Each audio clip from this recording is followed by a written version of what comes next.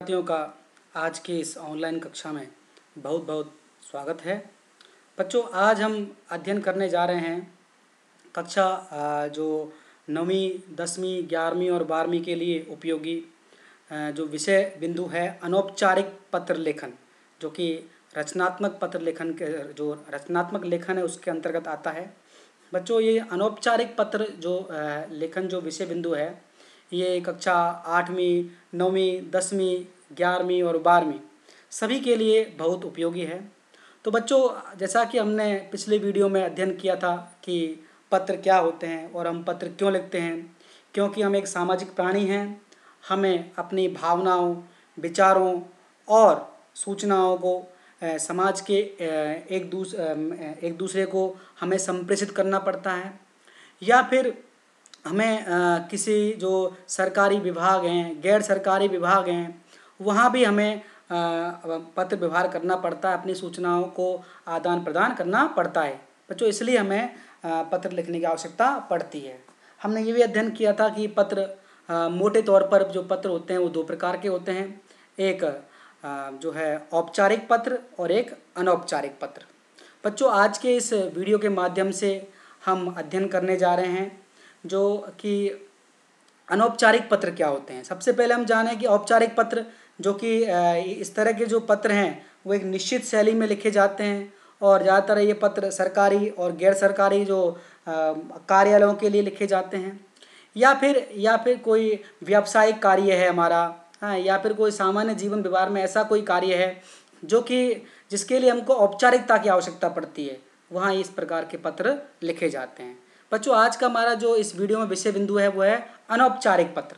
अनौपचारिक मतलब इनफॉर्मल, औपचारिक मतलब फॉर्मल। तो हम बात करें अनौपचारिक मतलब ऐसे लोगों को पत्र लिखे जाएंगे जिनसे हमारा व्यवहार अनौपचारिक है, इनफॉर्मल है। अर्थ और ऐसा व्यवहार हमारा किन के साथ होता है?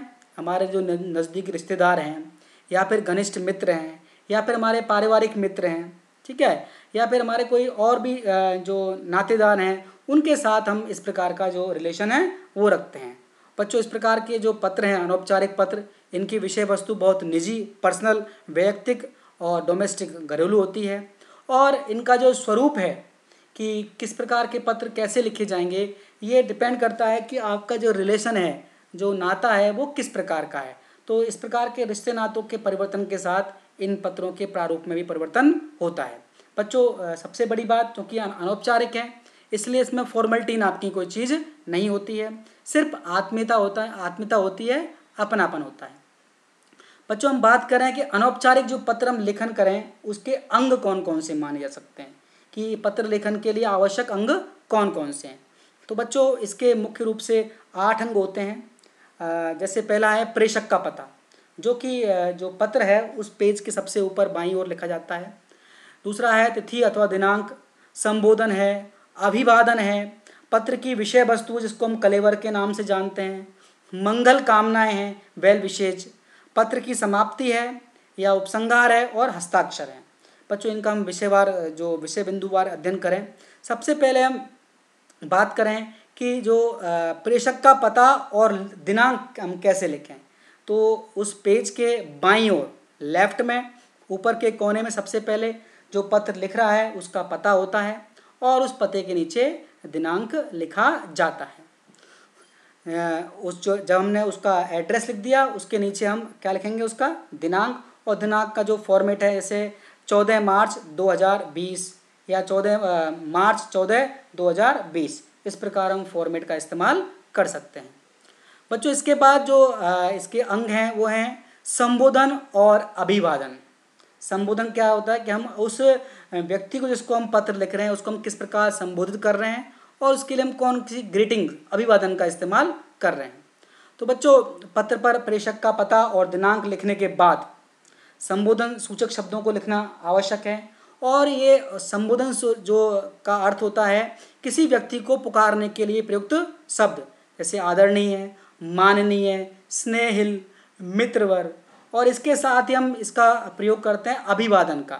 अभिवादन क्या होता है कि हम उसके लिए हम किस प्रकार के आदर सूचक शब्दों का इस्तेमाल कर रहे हैं। बच्चों, सबसे इम्पोर्टेंट बात है जो कि बच्चे अधिकांश से गलती करते हैं, मिस्टेक करते हैं कि अनौपचारिक पत्रों में वो विषय डाल देते हैं, जबकि विषय अनौपचारिक पत्रों में नहीं होता। अधिकतर बच्चे इस प्रकार की गलतियां करते हैं कि वो अनौपचारिक और औपचारिक दोनों प्रकार के पत्रों में सब्जेक्ट विषय डाल देते हैं, जबकि ये जो विषय है अनौपचारिक पत्रों का भाग नहीं है। बच्चों हम बात करें अब जो अभिवादन और संबोधन है वो किस प्रकार किया जाए। जैसे मैंने बताया कि आपके रिश्ते जो नाते हैं और आपका जो संबंध है उन पर निर्भर करता है। संबंध 4 प्रकार के, जैसे इसमें मैंने आपको स्लाइड के माध्यम से बताने का प्रयास किया है कि जो सबसे बड़ी है कि आपके एल्डर हैं, पत्र लिखने वाले आप हैं और अब आप किसको पत्र लिख रहे हैं। सबसे पहला रिलेशन है आपका कि आपसे बड़ा है कोई, एल्डर है। एल्डर मतलब बड़ा भाई है, नाते में बड़ा है, पिताजी है, माताजी है, चाचा जी है। तो इसके लिए हम संबोधन इस्तेमाल करेंगे आदरणीय, पूजनीय, पूज्य, श्रद्धेय, और इनके साथ हम जैसे आदरणीय के साथ में हम लगा दिया रिश्ता हमारा क्या है, पिताजी, आदरणीय पिताजी, आदरणीय माताजी, आदरणीय मामा जी। और इसके बाद हम अभिवादन करेंगे सादर प्रणाम, सादर चरण स्पर्श, सादर नमस्कार। ठीक है बच्चों, जैसे मैंने इसमें कहा है आदरणीय पिताजी सादर प्रणाम, इन दोनों के बीच में आदरणीय पिताजी के बाद में एंटर मार दीजिए, क्या बोलते हैं, एक स्पेस दीजिए और नीचे की लाइन में सादर प्रणाम। बच्चों दूसरा हमारा रिलेशन है कि हमारे बराबर वाले जो हैं या फिर हमारे कोई घनिष्ठ जिनसे हमारा रिलेशन है, मित्र हैं हमारे, उनके लिए हम किस प्रकार के संबोधन का प्रयोग करेंगे। तो उसके लिए प्रिय, चिरंजीव, रिश्ता, ये उसके साथ में हम रिश्ता लगा देंगे। जैसे प्रिय मित्र जो है, चिरंजीव अनुज, मतलब जो साथ में आपके जो बराबर के रिलेशन जो इसके हो, प्रिय भाई। ठीक है, अब भाई हो सकता है कि छोटा है तो उसके लिए हम नीचे वाला का जो है ये वाला हम इस्तेमाल करेंगे, लेकिन बराबर का है तो प्रिय भाई का इस्तेमाल कर सकते हैं, प्रिय मित्र का इस्तेमाल कर सकते हैं। ठीक है, या फिर हम उसका नाम डाल सकते हैं, प्रिय संजीव, प्रिय मोहन, और साथ में हम अभिवादन करें मधुर स्मृतियाँ, सप्रेम नमस्ते। जैसे प्रिय मित्र सप्रेम नमस्ते, प्रिय मोहन मधुर स्मृतियाँ। तीसरा रिलेशन है हमारा पत्र, कि हमसे कोई छोटा है जिसको हम पत्र लिख रहे हैं। ठीक है, तो उसके लिए हम ये और ये लगभग समान ही है। ठीक है, तो इसमें साथ में हम अगर हमसे छोटा है उसके लिए हम जो संबोधन है वो लगभग समान समान रखेंगे। ठीक है, लेकिन जो अभिवादन सूचक शब्द हैं उसके लिए हम शुभा आशीर्वाद, सुखी रहो, खुश रहो, प्रसन्न रहो, आशीर्वाद टाइप के जो हम ये अभिवादन है वो उनका इस्तेमाल करेंगे। इसके बाद एक और रिलेशन आता है कि हमारे अपरिचित व्यक्ति हैं उनको हम पत्र लिख रहे हैं, तो उसके लिए हमें माननीय, मान्यवर, आदरणीय, आदरणीय, मान्य, महोदय, इस प्रकार के संबोधन सूचक शब्दों का या फिर श्रीमान या फिर उसका नाम के साथ में उसका प्रयोग करते हैं। और जो अभिवादन है वो जय हिंद, नमस्ते या नमस्कार का प्रयोग करते हैं। बच्चों उम्मीद है इस टेबल के माध्यम से आपको ये सब कुछ क्लियर हो गया होगा। बच्चों इसके बाद इसका ध्यान देने योग्य बात हमारी क्या है कि हम अनौपचारिक पत्र लिख रहे हैं, उसके लिए हम क्या ध्यान देने योग्य बात है जिनका हमको ध्यान रखना है। कि प्रिय का जो संबोधन है वो उसका प्रयोग हम अपने से छोटों के लिए कर सकते हैं, जैसे बताया आपको, अपने बराबर वालों के लिए या घनिष्ठ संबंध वाले व्यक्तियों के लिए हम कर सकते हैं। और अनौपचारिक जो इस प्रकार के पत्रों में बड़ों के लिए हम नमस्कार का प्रयोग भी, नमस्ते, प्रणाम जैसे अभिवादनों का प्रयोग हम कर सकते हैं। और अभिवादन लिखने के बाद पूर्ण विराम अवश्य लगाना चाहिए, जैसे पूज्य पिताजी, मैं जैसे बताया आपको मैंने कॉमा लगा करके अगले पैराग्राफ में उसके लिए अभिवादन लिखे सादर प्रणाम। तो इनके साथ में लाइन नहीं है, इसके नीचे इसको लिखना है। बच्चों इसके बाद हम बात करें पत्र की विषय वस्तु या कलेवर किस प्रकार लिखें, जिसको हम कलेवर बोलते हैं।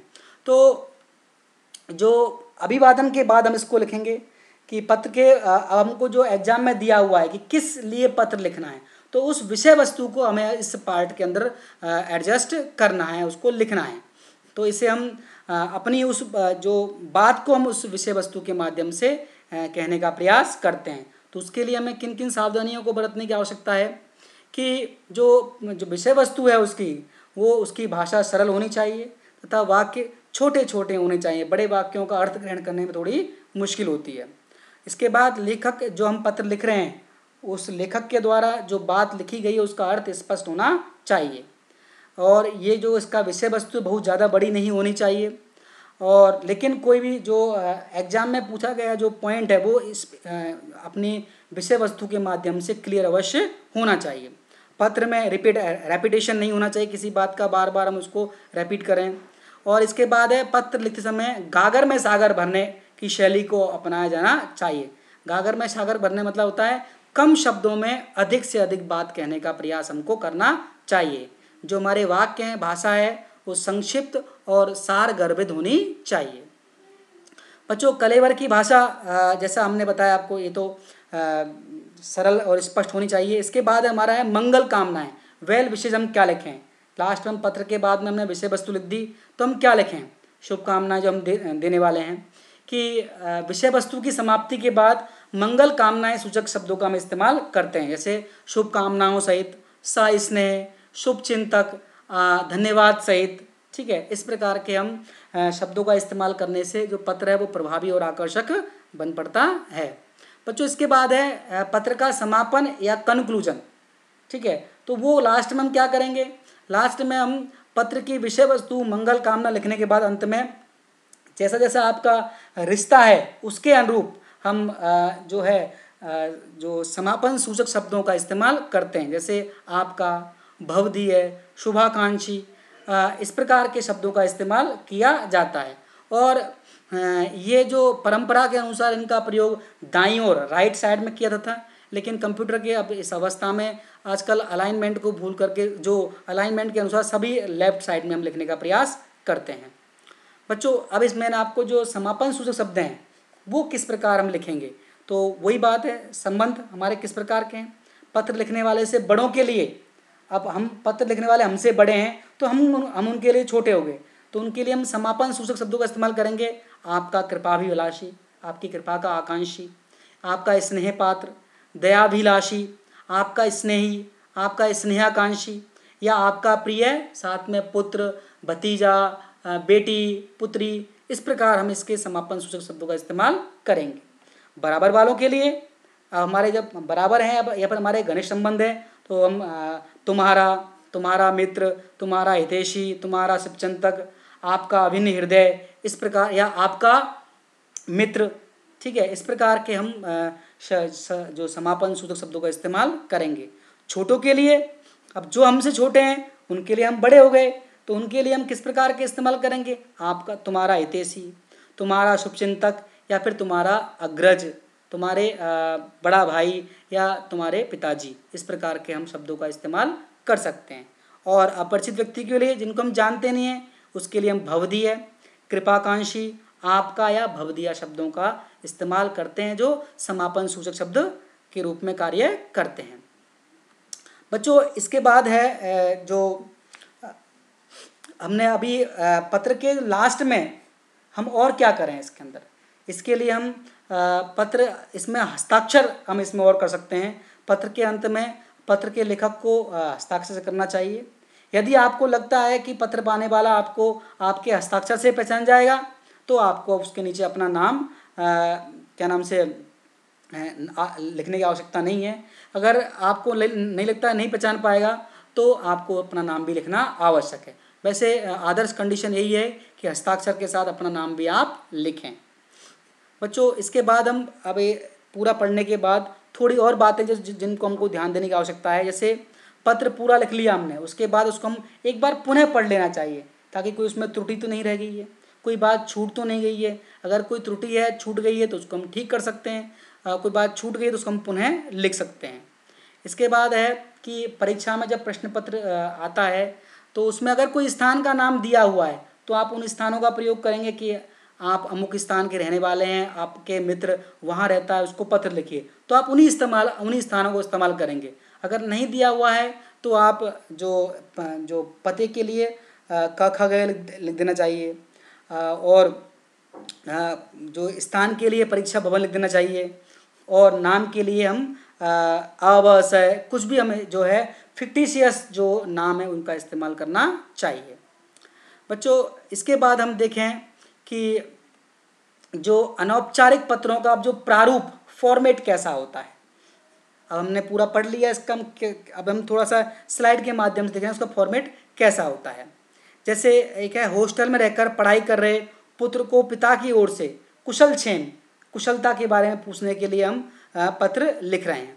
पत्र कौन लिख रहा है? पिता लिख रहे हैं अपने पुत्र के लिए। तो बच्चों इसमें हम देखने का प्रयास करें कि इसका फॉर्मेट क्या है। जैसे ये देखिए, आपको यहाँ पे हमने ऊपर लिख दिया कि स्थान है कश्मीरी गेट दिल्ली, तो ये पहला है पत्र भेजने वाले का पता हो गया। इसके बाद नीचे दिनांक लिख दिया, तो ये दिनांक हो गया। इसके बाद संबोधन, प्रिय राजेश, संबोधन हो गया। और ये अभिवादन, सुखी रहो। चूँकि पत्र लिखने वाला हमसे बड़ा है और हम छोटे हैं, तो हमारे लिए वो प्रिय का इस्तेमाल कर रहा है। इसके बाद ये दोनों जो पैराग्राफ में उसकी बॉडी लिखी गई है, विषय वस्तु, कि हम सब यहाँ कुशल पूर्वक हैं, वहाँ तुम्हारी जो पढ़ाई है वो कुशलतापूर्वक चल रही होगी, आपकी कुशलता की कामना करते हैं, तुम्हारे कॉलेज का ये प्रथम वर्ष है, खूब मन लगाकर पढ़ाई करना, किसी प्रकार की समस्या हो तो हमें सूचित करना। तुम अपने पिछले पत्र में बताया था कि आपके विद्यालय में वार्षिक उत्सव शुरू होने वाला है, तो आप भी उस प्रोग्राम में भाग लेना। तो यहाँ इसके माध्यम से आपको यहाँ पूरी विषय वस्तु बता रहे हैं। तो यहाँ इस शुरुआत में हम कुशल क्षेम पूछते हैं, तो ये लगभग सभी पत्रों में हमको इस प्रकार करना चाहिए। और लास्ट में हम अपने विषय में बताते हैं।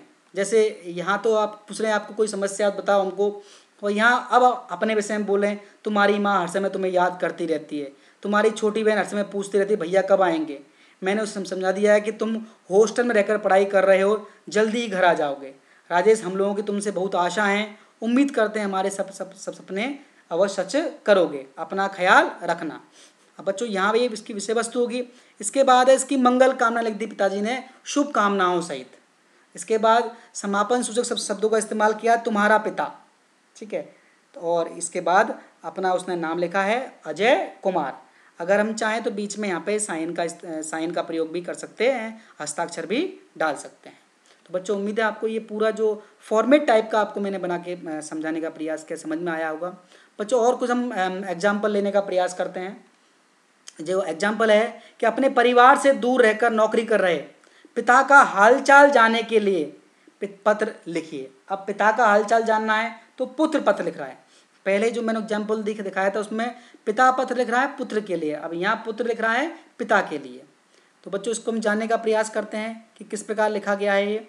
कि यहाँ देखो वही एड्रेस हो गया, ऊपर दिनांक हो गया। अब यहाँ हम छोटे हैं, हम पिताजी लिख रहे हैं, तो हमने इस्तेमाल किया पूज्य पिताजी, ये संबोधन सूचक शब्द हैं। इसके बाद अभिवादन है सादर चरण स्पर्श, और यहाँ इसके बाद पूर्ण विराम का प्रयोग किया गया है। तो इसके बाद कई दिनों से आपका कोई पत्र प्राप्त नहीं हुआ है, हम सब यहाँ कुशल पूर्वक रहकर भगवान से आपकी कुशलता एवं स्वास्थ्य के लिए सदा प्रार्थना करते हैं। तो बच्चों ये कुशलता वाले जो लाइन है सब पत्रों में लगभग लिख देनी चाहिए।